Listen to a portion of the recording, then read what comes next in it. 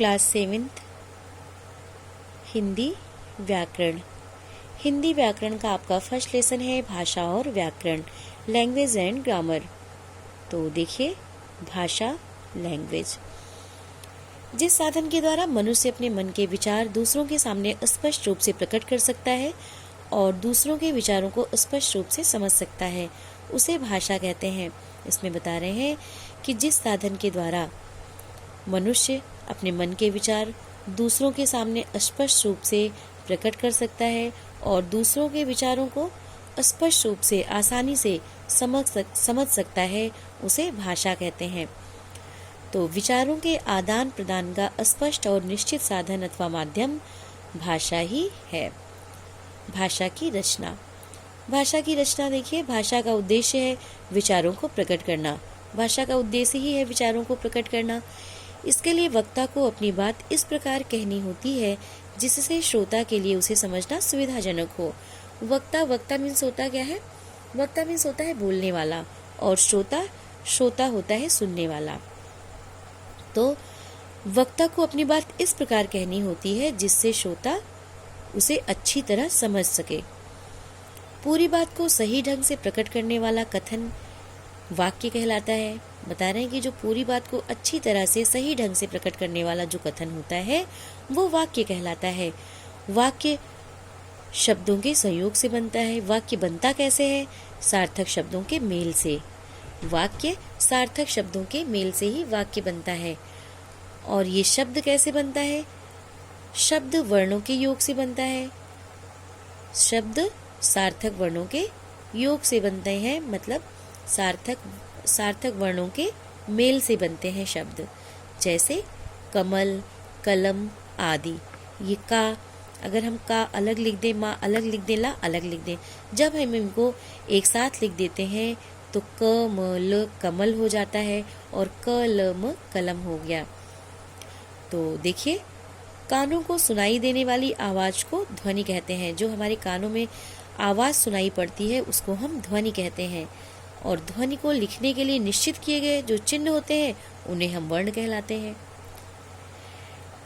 उन्हें हम वर्ण कहते हैं।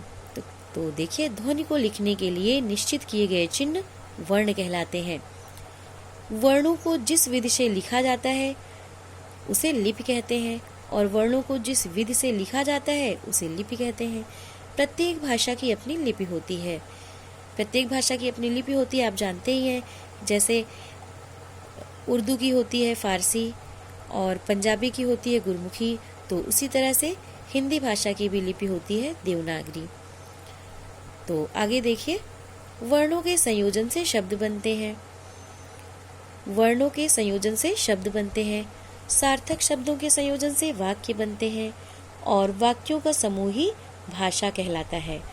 आप इसको इस तरह से भी कह सकते हैं, वर्णों के संयोजन से शब्द बनते हैं, मतलब सार्थक वर्णों के मेल से शब्द बनते हैं।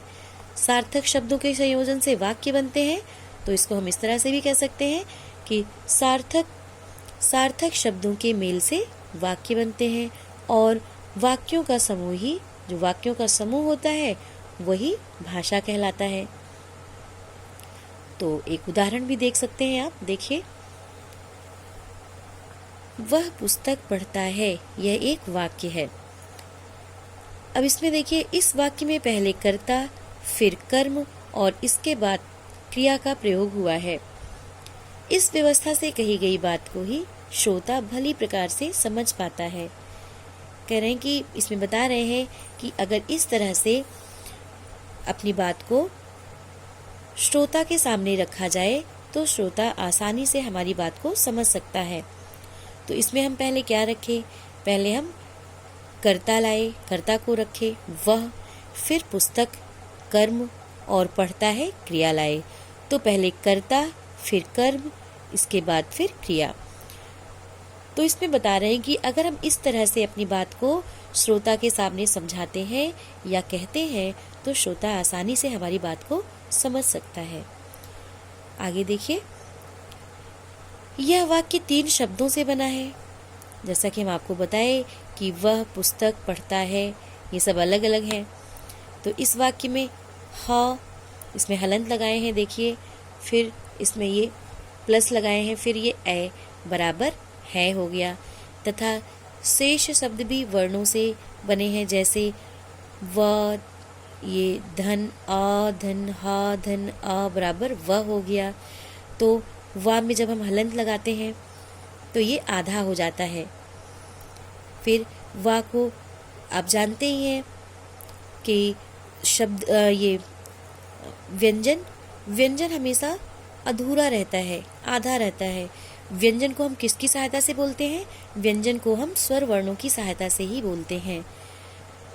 तो देखिए, जब हम इसमें वा में जब हम ये हलंत लगा दिए तो ये इसमें से स्वरवर्ण अलग हो गया, तो ये हो गया यहाँ पे आ।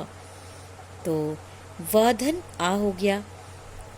फिर इसमें भी ये देखिए, इसी तरह से हा में से जब हम आ अलग किए, हा में हलंत लगा दिए।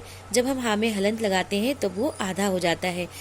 आधा हो जाता है मतलब उसमें से ये स्वर वर्ण अलग हो जाता है, तो ये हो गया वह। तो वा में जब हम इसको फिर लगा दिए, वा में जब हम आ लगा दिए, स्वर वर्ण को ला दिए, तो ये पूरा हो गया वा। हा में जब हम ये आ वर्ण को ला दिए तो हो गया हा। तो इस तरह से हम बना दिए वह।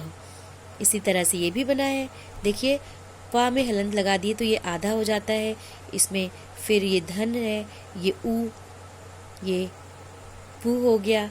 फिर धन सा में हलंत लगा दिए तो ये आधा हो जाता है। और ये फिर ता में जब हम हलंत लगा दिए तो ये फिर आधा हो गया। और धन का में हलंत लगा दिए, धन आ। तो इस तरह से हम व्यंजन और स्वर वर्णों को अलग अलग कर दिए हैं और ये मिला के हो गया पुस्तक। इसी तरह से तो यहाँ वर्णों का योग इस ढंग से हुआ है कि शब्द अर्थ देने लगे हैं।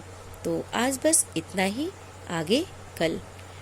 आज आपका होमवर्क है, ये जितना मैं आपको आज पढ़ाई हूँ इसको आप अच्छी तरह से पढ़ेंगे और फिर से समझेंगे। Thank you.